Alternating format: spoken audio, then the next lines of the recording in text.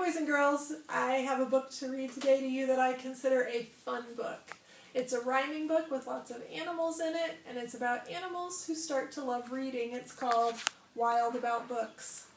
It's written by Judy Sierra and Mark Brown, and Mark Brown is an author that you know, even if you don't know. If you've read Arthur books or watched Arthur on TV, Mark Brown is the artist who writes those books and illustrates the Arthur books. So Wild About Books by Judy Sierra with illustrations by Mark Brown. Look at the illustrations carefully. There's a lot to see in this book. It started the summer of 2002 when Springfield librarian Molly McGrew by mistake drove her bookmobile into the zoo. Molly opened the door, she let down the stair, turned on the computer, and sat in her chair. At first, all the animals watched from a distance, but Molly could conquer the strongest resistance.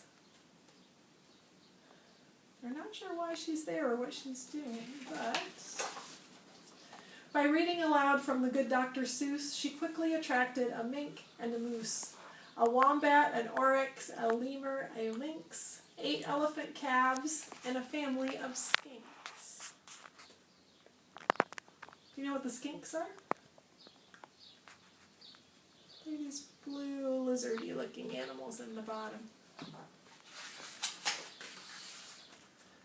In a flash, every beast in the zoo was stampeding to learn about all of this new something called reading.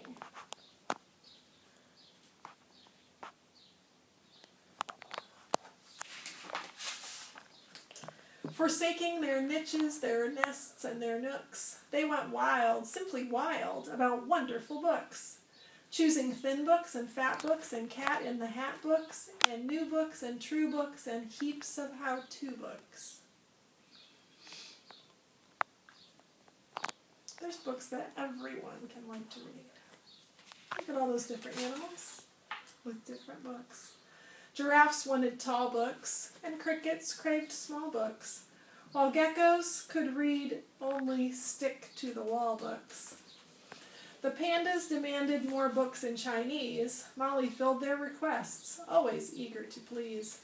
She even found waterproof books for the otter, who never went swimming without Harry Potter.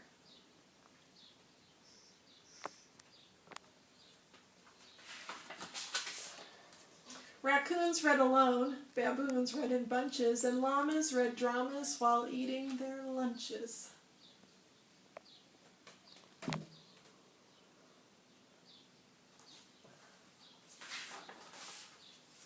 Hyenas shared jokes with the red-bellied snakes, and they howled and they hissed till their funny bones ached.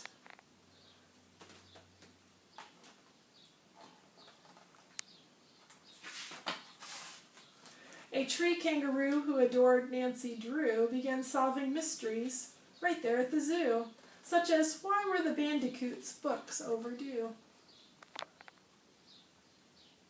What's the bandicoot doing with his books? Looks like he's using them for a house.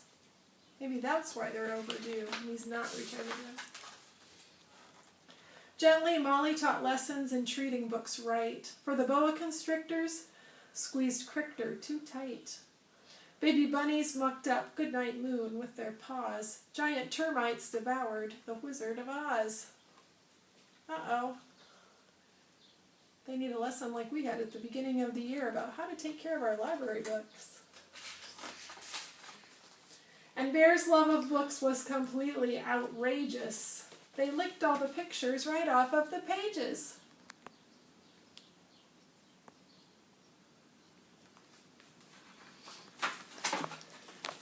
Tasmanian devils found books so exciting that soon they had given up fighting for writing. They made up adventures so thrilling and new that the others decided to be authors too. Pythons wrote with their tails, penguins wrote with their bills, and porcupines wrote with their very own quills.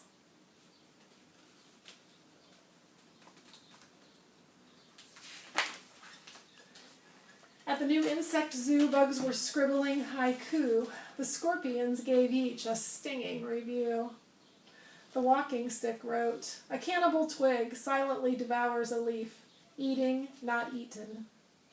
"Pretentious," says the scorpion. Dung beetle writes, "Roll a ball of dung, any kind of poo will do. Baby beetle bed." The scorpion said, "That stinks." The millipede wrote, "I dig for treasure in my enchanted castle. A rotten apple." "Boring," said the scorpion. The giant hissing cockroach wrote, "Hiss, hiss, hiss, hiss, hiss. Hiss, hiss, hiss, hiss, hiss, hiss, hiss, hiss. Hiss, hiss, hiss, hiss, hiss." "Redundant," says the stinging scorpion. As the cheetah's new novel began to take shape, he read chapters each night to the Barbary ape. And although the gazelle couldn't spell very well, like everyone else, she had stories to tell. Imagine the hippo's enormous surprise when her memoir was given the Zulitzer Prize.